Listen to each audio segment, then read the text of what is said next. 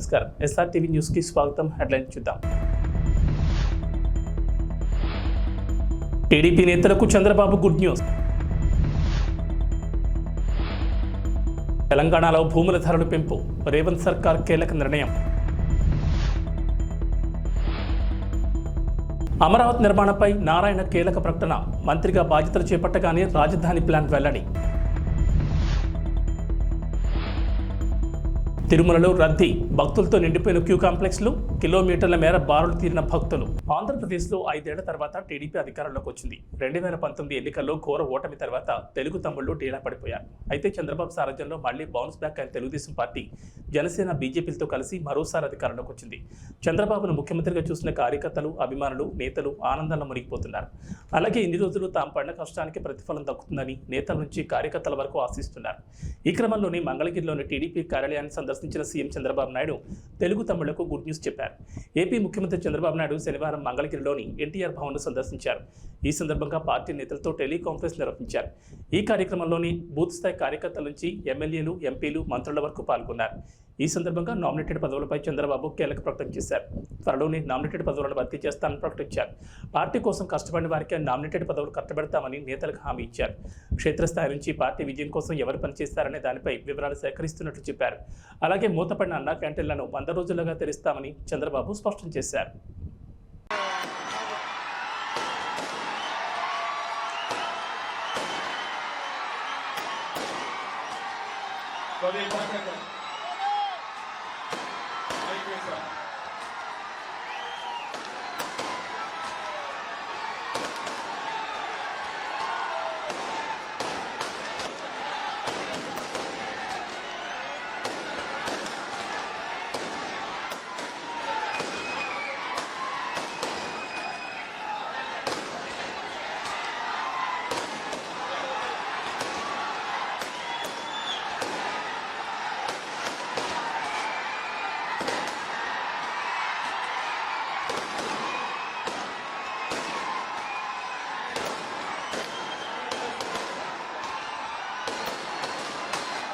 నైరుతి రుతుపవనాల ప్రభావంతో తెలంగాణలో వర్షాలు కురుస్తున్నాయి. ఇక హైదరాబాద్, సికింద్రాబాద్లలో వర్షం కురిస్తే ప్రధాన రహదారులపై భారీగా వరదలు చేరుతోంది.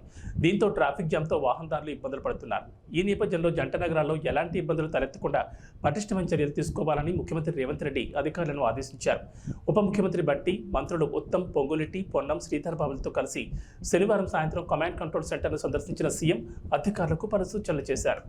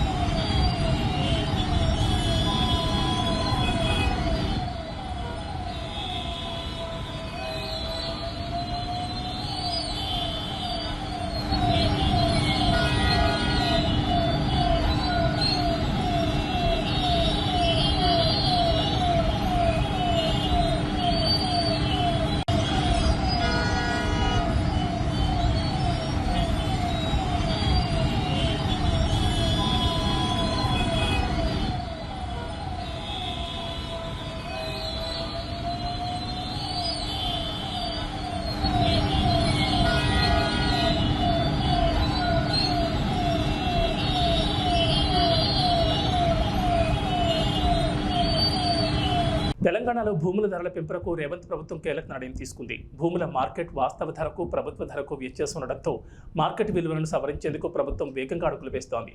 ఈ మేరకు రాష్ట్రంలో ఆగస్టు 1వ తేదీ నుంచి వ్యవసాయేతర భూములు, స్థిరాస్తుల కొత్త రిజిస్ట్రేషన్ల ఛార్జీలు అమల్లోకి రానున్నాయి. రాష్ట్రంలో భూముల మార్కెట్ విలువలను సవరించేందుకు రేవంత్ ప్రభుత్వం ఇటీవల నిర్ణయించిన విషయం తెలిసిందే. సీఎం రేవంత్ అధికారులతో సమీక్ష నిర్వహించి కీలక ఆదేశాలు జారీ చేశారు. అందులో భాగంగా క్షేత్రస్థాయిలో విలువను అంచనా వేసేందుకు స్టాంపులు రిజిస్ట్రేషన్ల శాఖ కార్యాచరణ ప్రారంభించింది. ఇచ్చింది. పాత మార్కెట్ విలువను సవరించి కొత్త విలువను అమల్లోకి తెచ్చేందుకు ఉన్న పరిస్థితులపై అధికారులు అధ్యయనం చేయనున్నారు. ఈ నెల 18న అదనపు కలెక్టర్లు, ఆర్డీఓలతో ఈ శాఖ అధికారులు ప్రైమరీ మీటింగ్ నిర్వహించి కార్యక్రమాన్ని షురూ చేయనున్నారు. దశల వారీగా పరిశీలన పూర్తి చేసి జూలై 1న కొత్త రిజిస్ట్రేషన్ ఛార్జీలను ఫైనల్ చేయనున్నారు. ఆ తర్వాత పలు దశల్లో పరిశీలన పూర్తి చేసి తుది మార్కెట్ విలువలను ఖరారు చేయనున్నట్లు ప్రభుత్వ వర్గాలు వెల్లడించాయి. ఈ నెల 19 నుంచి ఏపీ అసెంబ్లీ సమావేశాలు జరగబోతున్నాయి. ఆంధ్రప్రదేశ్లో కొత్త ప్రభుత్వానికి సంబంధించి పనులు శరవేగంగా జరిగిపోతున్నాయి. ఈ నెల 12వ తేదీన ఆంధ్ర రాష్ట్ర ముఖ్యమంత్రిగా నారా చంద్రబాబు నాయుడు ప్రమాణ స్వీకారం చేసిన విషయం తెలిసిందే. నారా చంద్రబాబు నాయుడు అనే నేను శాసనం ద్వారా నిర్మితమైన భారత రాజ్యాంగం పట్ల నిజమైన విశ్వాసం, విధేయత చూపుతానని, భారతదేశ సార్వభౌమాధికారాన్ని, సమగ్రతను కాపాడుతానని ఆంధ్రప్రదేశ్ రాష్ట్ర ముఖ్యమంత్రిగా నా కర్తవ్యాలను శ్రద్ధతో, అంతఃకరణ శుద్ధితో నిర్వహిస్తానని, భయం గాని, పక్షపాతం గాని, రాగద్వేషాలు గాని లేకుండా రాజ్యాంగాన్ని, శాసనాలను అనుసరించి ప్రజలందరికీ న్యాయం చేకూరుస్తానని దైవ సాక్షిగా ప్రమాణం చేస్తున్నాను.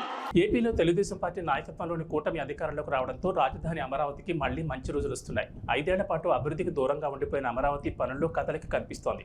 3 రాజధానుల పేరిట గత సర్కార్ రాజధాని నిర్మాణ విషయంలో తాత్సారం చేయగా చంద్రబాబు సీఎంగా పగ్గాలు చేపట్టిన వెంటనే రాజధాని అమరావతి మాత్రమేనంటూ స్పష్టమైన ప్రకటన చేశారు. 2014లో చంద్రబాబు నాయుడు ప్రభుత్వంలో మున్సిపల్ శాఖ బాధ్యతలు చేపట్టిన మంత్రి నారాయణకే మరోసారి ఆ శాఖ బాధ్యతలు అప్పగించారు.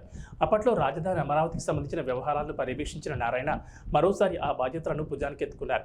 నారాయణ పట్టణాభివృద్ధి శాఖ మంత్రిగా ఆదివారం బాధ్యతలు చేపట్టారు. ఈ సందర్భంగా రాజధాని ప్రాంత రైతులు, జేఏసీ నేతలు ఆయన్ను అభినందించారు. నోటిఫికేషన్ ఇస్తే 2015 ఫిబ్రవరి 28వ తేదీ అర్ధరాత్రికి 34,000 ఎకరాలని ఒక చిన్న లిటికేషన్ కూడా లేకుండా రాజధాని కట్టడానికి రైతులు ఇచ్చారు.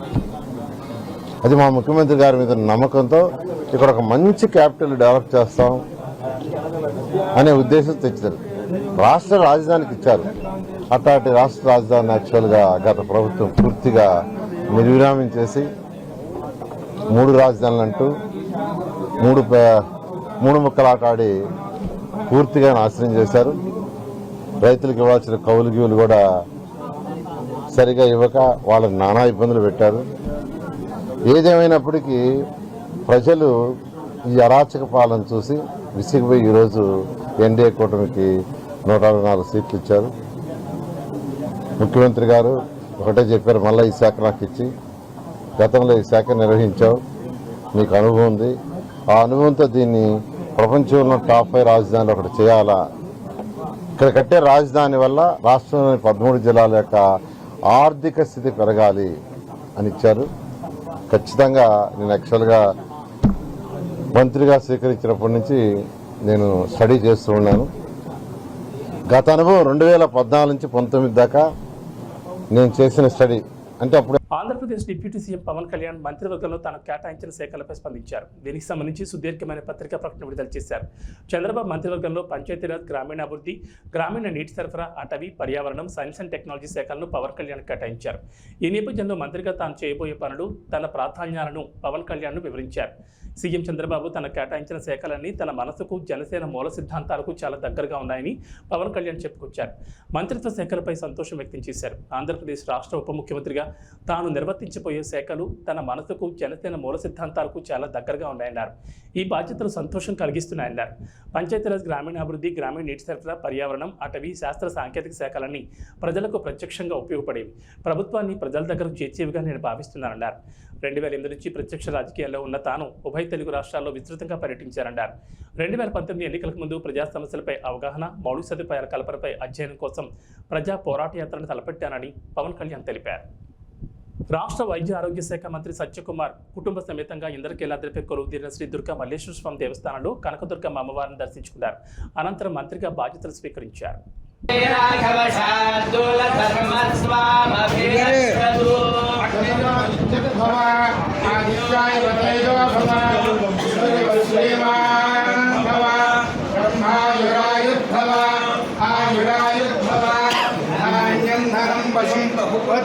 భగం శత సంవత్సర ప్రసాదేన ద్రవ్యాపేక్షద్వారా మనోరథా పరిపూర్ణా భవంతు సంకల్ప సిద్ధిరస్తు సర్వదా దిగ్విజయమస్తు మనోరథా పరిపూర్ణా భవంతు.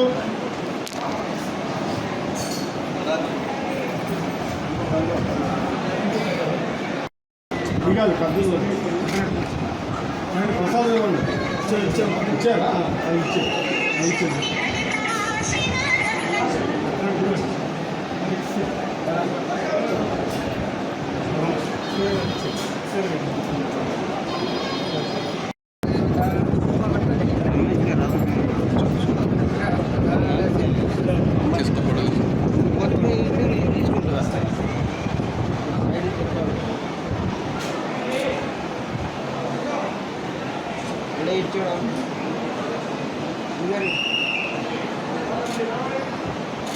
Mobile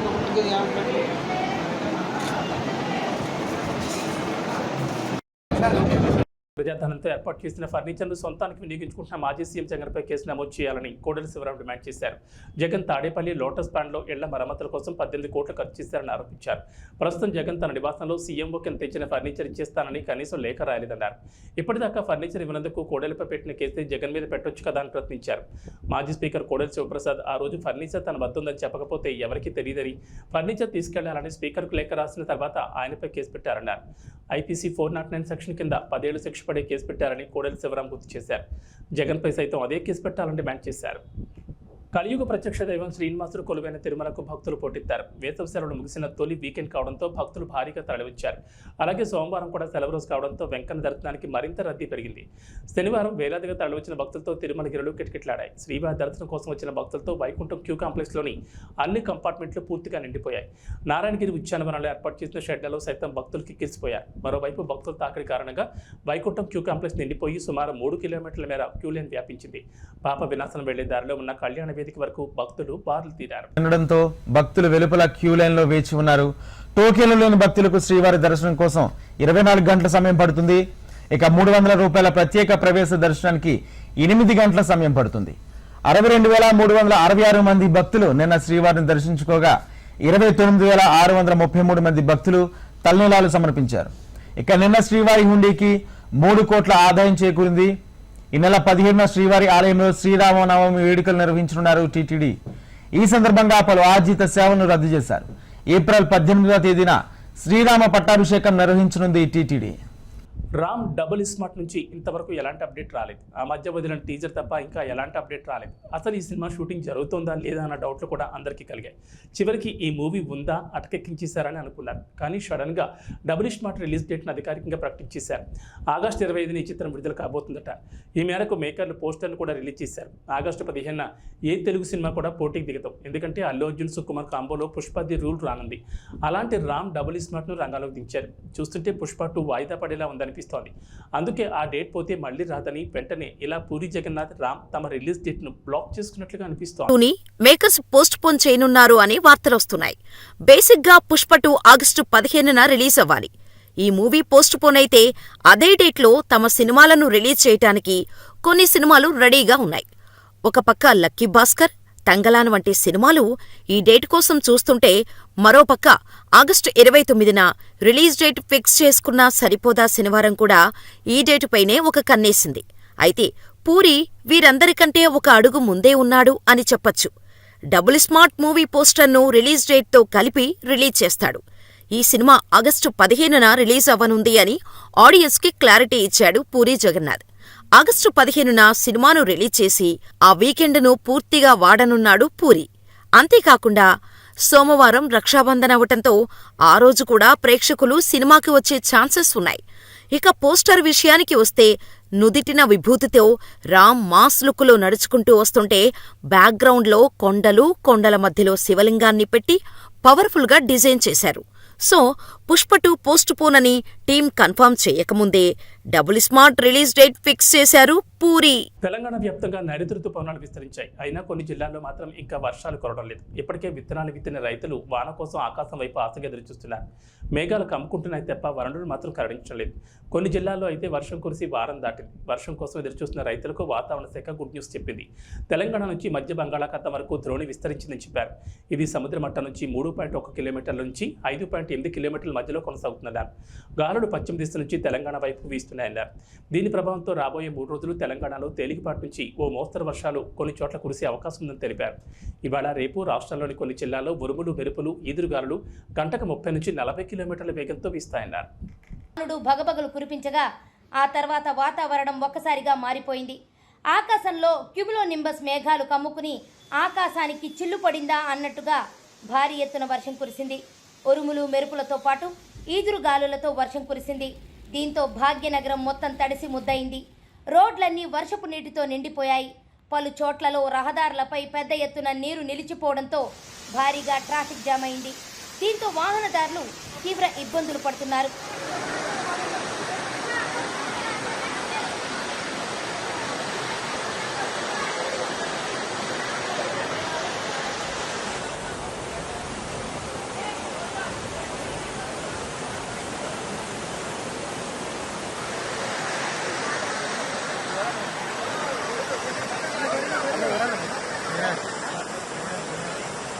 Jubilee hills, Banjara hills, Panjagutta, Kukatpally, Nizampet, Jeedimetla, Secunderabad, Uppal, Jagadgirigutta, Balanagar, Medchal, Keesara తదితర ప్రాంతాల్లో ఈదురుగాలులతో కూడిన వర్షం కురిసింది. అయితే నగరంలో రాగల మరికొద్ది గంటల్లో భారీ వర్షం కురిసే అవకాశం ఉండటంతో నగరవాసులు అప్రమత్తంగా ఉండాలని జీహెచ్ఎంసీ హెచ్చరికలు జారీ చేసింది. బలమైన ఈదురుగాలులు వీచే అవకాశం ఉందని, ఇప్పటికే వర్షం తీవ్రతతో రోడ్లపై వాహనాలు పెద్ద ఎత్తున నిలిచిపోవడంతో అవసరమైతే తప్ప బయటికి రావద్దని అధికారులు సూచించారు. అలాగే లోతట్టు ప్రాంతాల ప్రజలు అప్రమత్తంగా ఉండాలని హెచ్చరించారు.